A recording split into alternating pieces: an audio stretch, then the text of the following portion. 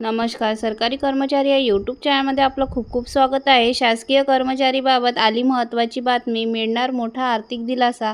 चला तर याबाबतची सविस्तर माहिती पुढील प्रमाणे पाहूया. तत्पूर्वी चॅनलला सबस्क्राईब केलं नसेल तर चॅनलला सबस्क्राईब करायला विसरू नका. पेन्शनधारक आणि केंद्र सरकारी कर्मचारी बऱ्याच काळापासून 8व्या वेतन आयोगाची वाट पाहत आहेत. आता केंद्रीय कर्मचाऱ्यांसाठी एक महत्त्वाची बातमी समोर येत आहे.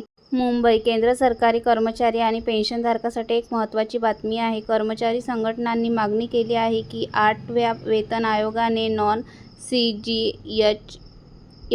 क्षेत्रामध्ये निश्चित वैद्यकीय भत्ता दरमहा 1,000 वरून 20,000 पर्यंत वाढवावा.